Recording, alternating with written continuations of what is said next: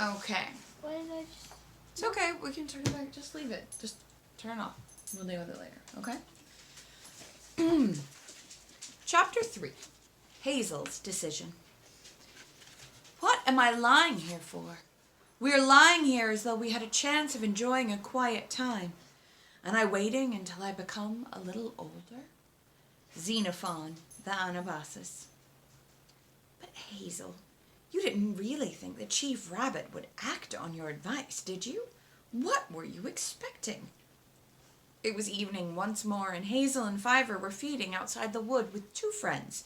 Blackberry, the rabbit with tipped ears who had been startled by Fiver the night before, had listened carefully to Hazel's description of the notice board, remarking that he had always felt sure that men left these things about to act as signs or messages of some kind, in the same way that rabbits left marks on runs and gaps. It was another neighbor, Dandelion, who had now brought the talk back to the Threra and his indifference to Fiver's fear. I don't know what I expected, said Hazel. I'd never been near the Chief Rabbit before, but I thought, well, even if he won't listen, at least no one can say afterward that we didn't do our best to warn him. You're sure, then, that there's really something to be afraid of? I'm quite certain. I've always known Fiver, you see. Blackberry was about to reply when another rabbit came noisily through the thick dog's mercury in the wood, blundered down into the brambles, and pushed his way up from the ditch. It was Bigwig. Hello, Bigwig, said Hazel. You're off duty? Off duty, said Bigwig, and likely to remain off duty. How do you mean? I've left the Ausla, that's what I mean. Not on our account. You could say that. The Threra's rather good at making himself unpleasant when he's been woken up nigh Frith for what he considers a piece of trivial nonsense. He certainly knows how to get under your skin. I dare say a good many rabbits would have kept quiet and thought about keeping on the right side of the chief, but I'm afraid I'm not much good at that. I told him that the Ausla's privileges didn't mean all that much to me in any case, and that a strong rabbit could always do just as well by leaving the warren. He told me not to be impulsive and think it over, but I shan't stay. Lettuce stealing isn't my idea of a jolly life, nor sentry duty in the burrow. I'm in a fine temper, I can tell you. No one will steal lettuces soon, said Fiver quietly. Oh, that's you, Fiver, is it? Said Bigwig, noticing him for the first time. Good. I was coming to look for you. I've been thinking about what you said to the Chief Rabbit. Tell me, is it a sort of tremendous hoax to make yourself important, or is it true? It is true, said Fiver. I wish it weren't. Then you'll be leaving the warren. They were all startled by the bluntness with which Bigwig went to the point. Dandelion muttered, Leave the warren, Frithra, while Blackberry twitched his ears and looked very intently, first at Bigwig and then at Hazel. It was Hazel who replied. Fiver and I will be leaving the warren tonight, he said deliberately. I don't know exactly where we shall go, but we'll take anyone who's ready to come with us. Right, said Bigwig. Then you can take me. The last thing Hazel had expected was the immediate support of a member of the Ausla. It crossed his mind that although Bigwig would certainly be a useful rabbit in a tight corner, he would also be a difficult one to get on with. He certainly would not want to do what he was told, or even asked by an outskirter. I don't care if he is in the Ausla, thought Hazel. If we get away from the warren, I'm not going to let Bigwig run everything, or why bother to go? But he answered only, Good. We shall be glad to have you. He looked round at the other rabbits, who were all staring either at Bigwig or at himself. It was Blackberry who spoke next. I think I'll come, he said. I don't quite know whether it's you who've persuaded me, Fiver. But anyway, there are too many bucks in this warren, and it's pretty poor fun for any rabbit that's not in the Ausla. The funny thing is that you feel terrified to stay, and I feel terrified to go. Fox is here, Weasel's there, Fiver in the middle, begone, dull care. Elliot, will you let Callie out?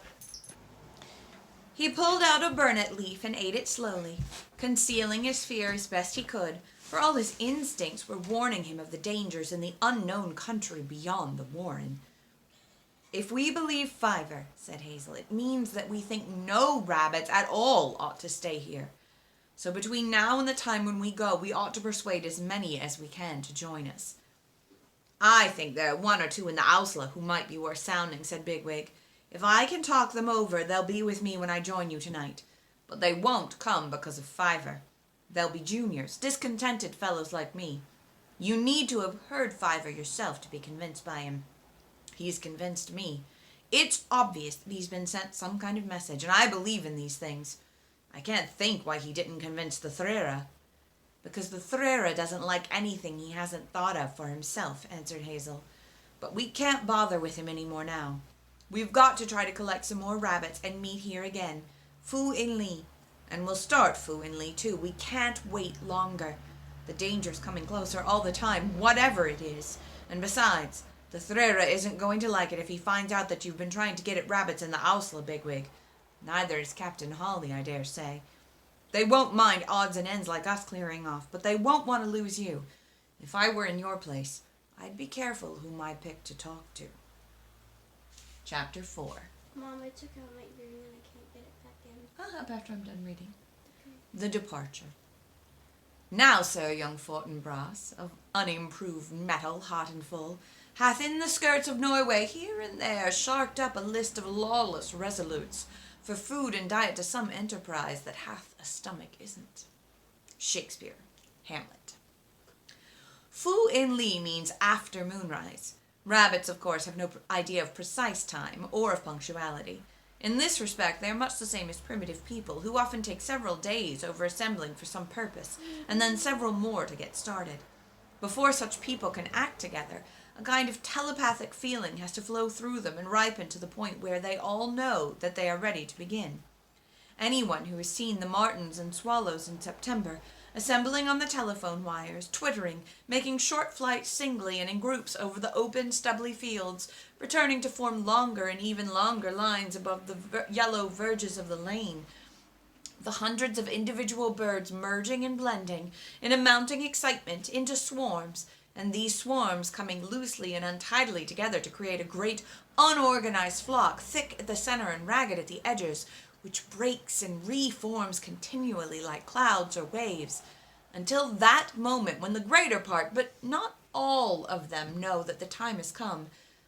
They are off, and have begun once more that great southward flight which many will not survive. Anyone seeing this has seen at work the current that flows among creatures who think of themselves primarily as part of a group, and only secondarily, if at all, as individuals, to fuse them together and impel them into action without conscious thought or will. Honey, that's going to make me sick. Can you please stop? Thanks. Has seen at work the angel which drove the first crusade into Antioch and drives the lemmings into the sea. I'm just going to take a minute to pause here and say I don't think any angels drove the first crusade at Antioch, no matter how poetic that phrasing was. It was actually about an hour after moonrise and a good... Please stop. Turn it off. Charlotte is scrolling through the TV, and out of the corner of my eye I can see it's making me sick. It was actually about an hour after moonrise and a good while before midnight when Hazel and Fiver once more came out of their burrow behind the brambles and slipped quietly along the bottom of the ditch. With them was a third rabbit, Hlao, Pipkin, a friend of Fiver. Hlao means any small concavity in the grass where moisture may collect, e.g. the dimple formed by a dandelion or thistlecup. He, too, was small and inclined to be timid, and Hazel and Fiver had spent the greater part of their last evening in the warren in persuading him to join them. Pipkin had agreed rather hesitantly. He still felt extremely nervous about what might happen once they left the warren, and had decided that the best way to avoid trouble would be to keep close to Hazel and do exactly what he said. The three were still in the ditch when Hazel heard a movement above. He looked up quickly. "Who's there?" he said. "Dandelion?" "No, I'm Hawkbit," said the rabbit, who was peering over the edge. He jumped down among them, landing rather heavily. "Do you remember me, Hazel? We were in the same burrow during the snow last winter. Dandelion told me you were going to leave the warren tonight. If you are, I'll come with you." Hazel could recall Hawkbit, a rather slow, stupid rabbit, whose company for 5 snowbound days underground had been distinctly tedious. Still, he thought this was no time to pick and choose. Although Bigwig might succeed in talking over one or two, most of the rabbits they could expect to join them would not come from the Ausla. They would be outskirters who were getting a thin time and wondering what to do about it. He was running over some of these in his mind when Dandelion appeared. "The sooner we're off, the better, I reckon," said Dandelion. "I don't much like the look of things. After I'd persuaded Hawkbit here to join us, I was just starting to talk to a few more when I found that Toadflax fellow had followed me down the run. 'I want to know what you're up to,' he said, and I don't think he believed me when I told him I was only trying to find out whether there were any rabbits who wanted to leave the warren. He asked me if I was sure I wasn't working up some kind of plot against the Threra, and he got awfully angry and suspicious. It put the wind up me, to tell you the truth, so I've just brought Hawkbit along and left it at that."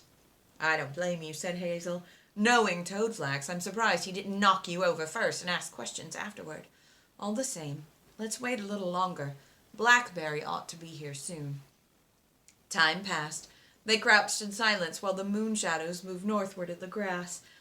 At last, just as Hazel was about to run down the slope to Blackberry's burrow, he saw him come out of his hole, followed by no less than 3 rabbits. One of these, Buckthorn, Hazel knew well. He was glad to see him, for he knew him for a tough, sturdy fellow who was considered certain to get into the Owsla as soon as he reached full weight. "But I dare say he's impatient," thought Hazel, "or he may have come off worse in some scuffle over a doe and taken it hard. Well, with him and Bigwig, at least we shan't be too badly off if we run into any fighting." He did not recognize the other 2 rabbits, and when Blackberry told him their names, Speedwell and Acorn, he was none the wiser. But this was not surprising, for they were typical outskirters, thin-looking 6-monthers, with the strained, wary look of those who are only too well used to the thin end of the stick. They looked curiously at Fiver. From what Blackberry had told them, they had been almost expecting to find Fiver foretelling doom in a poetic torrent. Instead, he seemed more calm and normal than the rest. The certainty of going had lifted a weight from Fiver. More time went slowly by. Blackberry scrambled up into the fern and then returned to the top of the bank, fidgeting nervously and half inclined to bolt at nothing. Hazel and Fiver remained in the ditch, nibbling half-heartedly at the dark grass. At last Hazel heard what he was listening for. A rabbit, or was it 2, approaching from the wood. A few moments later, Bigwig was in the ditch. Behind him came a hefty, brisk-looking rabbit, something over 12 months old. He was well known by sight to all the warren, for his fur was entirely gray, with patches of near white that now caught the moonlight as he sat scratching himself without speaking. This was Silver, a nephew of the Threra, who was serving his first month in the Owsla. Hazel could not help feeling relieved that Bigwig had brought only Silver, a quiet, straightforward fellow who had not yet really found his feet among the veterans. When Bigwig had spoken earlier of sounding out the Owsla, Hazel had been in 2 minds. It was only too likely that they would encounter dangers beyond the warren, and that they would stand in need of some good fighters. Again, if Fiver was right, and the whole warren was in imminent peril, then of course they ought to welcome any rabbit who was ready to join them. On the other hand, there seemed no point in taking particular pains to get hold of rabbits who were going to behave like Toadflax. "Wherever we settle down in the end," thought Hazel, "I'm determined to see that Pipkin and Fiver aren't sat on and cuffed around until they're ready to run any risk just to get away. But is Bigwig going to see it like that?" "You know Silver, don't you?" asked Bigwig, breaking in on his thoughts. "Apparently some of the younger fellows in the Owsla have been giving him a thin time, teasing him about his fur, you know, and saying he's only got his place because of the Threra. I thought I was going to get some more, but I suppose nearly all the Owsla feel they're very well off as they are." He looked about him. "I say, there aren't many here, are there? Do you think it's really worth going on with this idea?" Silver seemed about to speak when suddenly there was a pattering in the undergrowth above, and 3 more rabbits came over the bank from the wood. Their movement was direct and purposeful, quite unlike the earlier haphazard approach of those who were now gathered in the ditch. The largest of the 3 newcomers was in front, and the other 2 followed him, as though under orders. Hazel, sensing at once that they had nothing in common with himself and his companions, started and sat up tensely. Fiver muttered in his ear, "Oh, Hazel, they've come to—" but broke off short. Bigwig turned toward them and stared, his nose working rapidly. The 3 came straight up to him. "Thlalie," said the leader. "You know me perfectly well," replied Bigwig, "and I know you, Holly. What do you want?" "You're under arrest." "Under arrest? What do you mean? What for? Spreading dissension and inciting to mutiny. Silver, you're under arrest too for failing to report to Toadflax this evening and causing your duty to devolve on a comrade. You're both to come with me. Immediately, Bigwig fell upon him, scratching and kicking. Holly fought back. His followers closed in, looking for an opening to join the fight and pin Bigwig down. Suddenly, from the top of the bank, Buckthorn flung himself headlong into the scuffle, knocked one of the guards flying with a kick from his back legs, and then closed with the other. He was followed a moment later by Dandelion, who landed full on the rabbit whom Buckthorn had kicked. Both guards broke clear, looked round for a moment, and then leapt up the bank into the woods. Holly struggled free of Bigwig and crouched on his haunches, scuffling his front paws and growling, as rabbits will when angry. He was about to speak when Hazel faced him. "Go," said Hazel firmly and quietly, "or we'll kill you." "Do you know what this means?" replied Holly. "I am captain of the Ausla. You know that, don't you?" "Go," repeated Hazel, "or you will be killed." "It's you who will be killed," replied Holly. Without another word, he too went back up the bank and vanished into the wood. Dandelion was bleeding from the shoulder. He licked the wound for a few moments and then turned to Hazel. "They won't be long coming back, you know, Hazel," he said. "They've gone to turn out the Ausla, and then we'll be for it right enough." "We ought to go at once," said Fiver. "Yes, the time's come now, all right," replied Hazel. "Come on, down to the stream, then we'll follow the bank. That'll help us to keep together." "If you'll take my advice," began Bigwig. "If we stay here any longer, I shan't be able to," answered Hazel. With Fiver beside him, he led the way out of the ditch and down the slope. In less than a minute, the little band of rabbits had disappeared into the dim, moonlit night.